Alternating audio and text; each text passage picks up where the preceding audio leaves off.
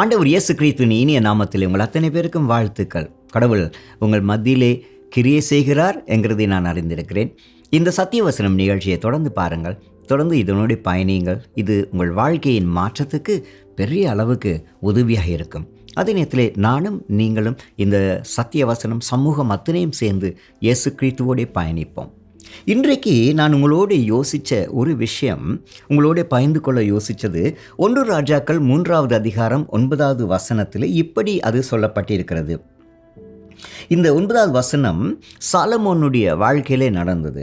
அவன் இதை கேட்குறான். ஆகவே இந்த உமது மக்களை ஆளவும் சரியது பிழையது என்று வேறுபடுத்தி அறியவும் நிதானிக்கும் இருதயத்தை உமது அடியானுக்கு தாரும்.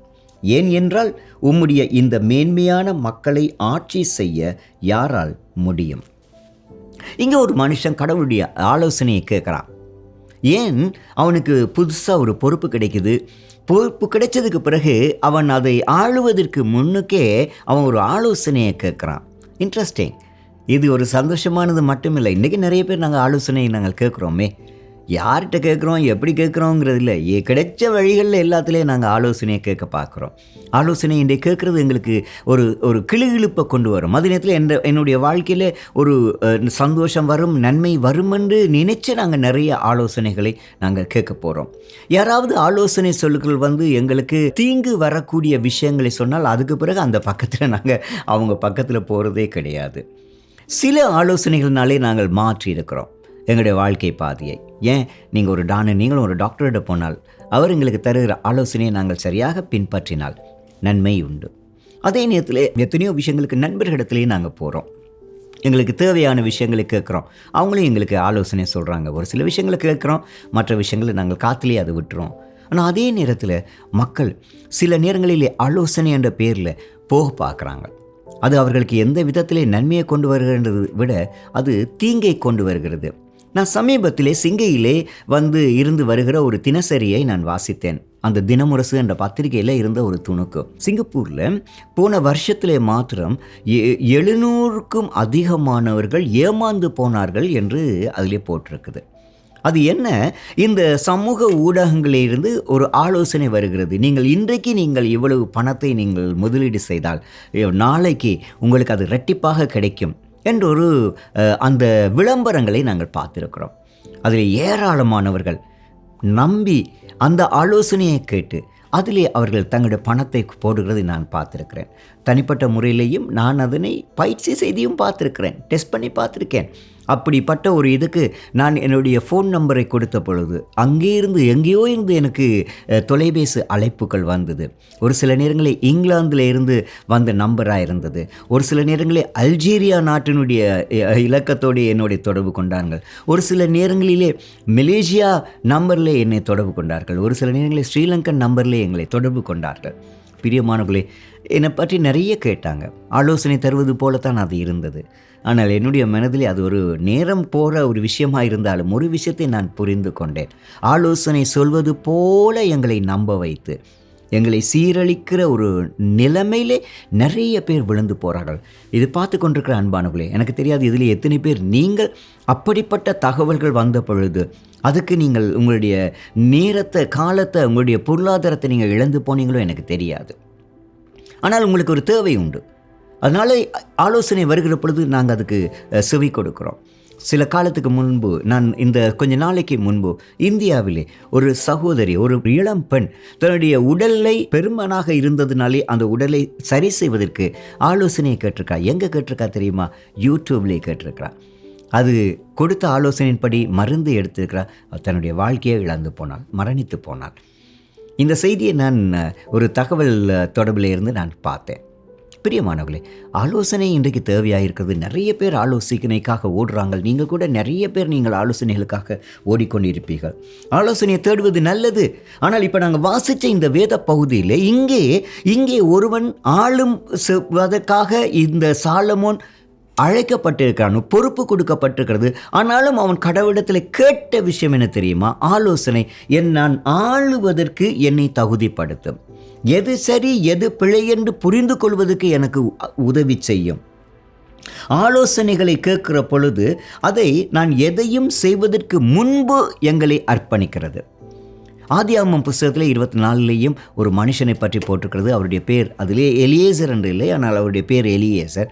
அவரும் ஈசாக்குக்கு பெண் தேடுகின்ற ஒரு விஷயத்திலே புறப்பட்டு போனார். ஆபிரகாம் அவரை அனுப்பினார். ஆனால் அவர் ஆலோசனையின்படியே நடக்க ஆரம்பித்தார். ஆலோசனையை தள்ளிவிடுகிற இடங்களிலே நிறைய பேர் விழுந்து போகிறார்கள். அது உண்மை. சத்தியவேதம் சொல்லுகிறது, ஆலோசனை இல்லாத இடத்திலே மனுஷன் வீழ்ச்சியை சந்திக்கிறான். எந்த சூழல்லையும் நமக்கு ஆலோசனைகள் தேவை. சில ஆலோசனைகள் எங்களோடு சேர்ந்து வரக்கூடியது. கர்த்தருடைய ஆலோசனையை நாடுவது என்பது ஒரு முறையான செயல்பாட்டுக்கு மட்டுமல்ல, ஒரு வாழ்க்கையை சிறந்த முறையிலே கடவுளோடு பயணிக்கிறதுக்கான ஒரு வாழ்க்கை முறையை தெரிவு செய்வது தான். ஆகவே தான் ஒருவேளை இந்த நாளிலே ஆலோசனையை நாங்கள் என்ன செய்கிறோம், ஆலோசனை கேட்குறோமா? கடவுளுடைய பக்கத்தில் நாங்கள் நின்று ஆலோசனை கேட்குற பொழுது இந்த சாலமோனுக்கு கடவுளுடைய நல்ல உறவு வந்தது. ஏன் கடவுள் எங்களை நித்தியமான விதத்திலே வழிநடத்த விரும்புகிறார். 1 ராஜாக்கள் புஸ்தகத்திலே இந்த 9வது அதிகாரத்திலேயும் இந்த மக்களை ஆளக்கூடிய விதத்திலே இந்த வசனத்திலே இருந்து நான் புரிந்து கொண்ட ஒரு விஷயம் என்ன தெரியுமா? ஆலோசனை சொல்லுகின்ற பொழுது, கடவுளுடைய ஆலோசனை கேட்கிற பொழுது ஒன்று, எங்களுக்கு நம்பிக்கை வருகிறது. எங்களுக்கு தெரியாத விஷயத்தை நாங்கள் ஒப்புக்கொள்கிறோம். நிறைய பேர் தெரிஞ்ச மாதிரி நடிக்கிறாங்க. ஆனால் இல்லை, இந்த ஆலோசனை அவனுக்கு தெரியவே தெரியாது. எப்படி ஆளுவது, அந்த ஆளுகிறது எப்படி என்பதை கடவுள் கொடுத்தார். அது ஒரு விதத்திலே அவனுக்கு ஒரு நம்பிக்கையை கொடுக்கிறது. 2வது, அவன் நினைத்த மாதிரி நடக்க முடியாது. அவனிடத்திலே ஒரு பொறுப்பு கிடைச்சிருக்கிறது, அதனாலே அவன் நினைத்த மாதிரி நடக்க முடியாது. ஆகவே 2வது, அவன் கடவுளிடத்திலே பணிந்து கொள்ள விரும்புகிறானாம். அவன் 2வது கடவுளிடத்திலே முழுவதுமாக தன்னை பணிந்து கொள்கிறான். ஏன்? நினைத்த மாதிரி நான் நடந்து விடக்கூடாது. 3வது, அவன் கவனத்தோடே கடவுளிடத்திலே கேட்டானாம். அது என்ன நடக்குது? கேட்டல். கடவுள் எங்களை அவரிடத்தில் ஆலோசனை வருகின்ற பொழுது அவர் சொல்லுகிறதை நாங்கள் காது கொடுத்து கேட்டல். 4வது, அவன் என்ன செய்கிறான்? இந்த வசனத்தை வாசிக்கிற பொழுது, 1 ராஜாக்கள் 3:9 வாசிக்கிற பொழுது அந்த மனுஷனிடத்திலே ஒரு சேவை மனப்பான்மை ஒன்று உருவாகிறது நாங்கள் பார்க்கிறோம். என்ன? எது சரி எது பிழை என்பதை கடவுளே எனக்கு சொல்லிக் கொடும் என்று சொல்லி அவன் கேட்கிறான். அதுக்கு காரணம் ஒரு சேவை மனப்பான்மையை அவன் வரிந்து கட்டி கொண்டிருக்கிறான். 5வது, சரியானதை செய்வதற்காக தன்னை ஒப்பு கொடுத்தானாம். சரியானதை செய்வதற்கு தன்னை ஒப்பு கொடுத்தான். இந்த ஆலோசனைகளை கேட்கறதுக்கு, ஆலோசனைகளிலே நாங்கள் தங்கி இருக்கிறதுக்கு அடிப்படையான காரியம் நாங்கள் சரியானதை செய்ய வேணும். பிரியமானவர்களே, ஒருவேளை இதை பார்த்து கொண்டிருக்கிறவர்கள் கூட இன்றைக்கு நாங்கள் எது சரி எது பிழை என்று எங்களுக்கு தெரியாமல் இருக்கலாம். கடவுள் சொல்லுகிறார், சரியானதை செய்வதற்கு எதை நான் விடுவது, எதை நான் பார்ப்பது, எதை நான் அணுகுவது என்பதை பற்றி. 6வது, நன்மை தீமையை பகுத்தறிகிற ஒரு தன்மை. இது எப்படிப்பட்டது? ஒருவேளை இன்றைக்கு என்னுடைய வாழ்க்கையில் சிக்கல்கள் ஏதாவது நான் சந்திக்க வேண்டி வந்தால், அல்லாட்டி கடந்த காலத்தின் சிக்கல்கள் இன்றைக்கு நான் முடிவு கொடுக்க வேண்டியதாக இருந்தால் எனக்கு பகுத்தறிவு கட்டாயம் தேவை. பகுத்தறிகிறது எது சரி எது பிழையென்று செய்வது மாத்திரமல்ல, என்னை சரியான விதத்திலே நான் கொண்டு போவதற்கு அது வரும். ஸோ இந்த சிக்கல் தீர்ப்பதற்கான உதவி பகுத்தறிவு எமக்கு தேவை. அதை இந்த 1 ராஜாக்கள் 3:9 வாசிக்கலாம். 7வது, அவன் சரியான விடயங்களுக்கு முன்னுரிமை கொடுப்பதற்கு அவன் விரும்பினான். அதனால தான் அவன் முன்னுரிமையோடு செய்ய வந்தான். இந்த வசனத்தை வாசிக்கிற பொழுது அவன் கடவுள்கிட்ட கேட்ட கேள்வி என்ன தெரியுமா? நானும் நடக்கணும், என்னை சுற்றி இருக்கிறவர்களும் சரியான விதத்திலே நடக்க வேண்டும். ஒருவேளை இதை பார்த்து கொண்டிருக்கிற அன்பானவர்களே, கடவுள் என்னையும் உங்களையும் அப்படிப்பட்ட ஒரு பாதையிலே நடக்கவே விரும்புகிறார். அவர் இதுவரைக்கும் நடத்தி இருக்கிறார், இனிமேலும் அப்படிப்பட்ட நிலைமையிலே நடத்த விரும்புகிறார். என்ன?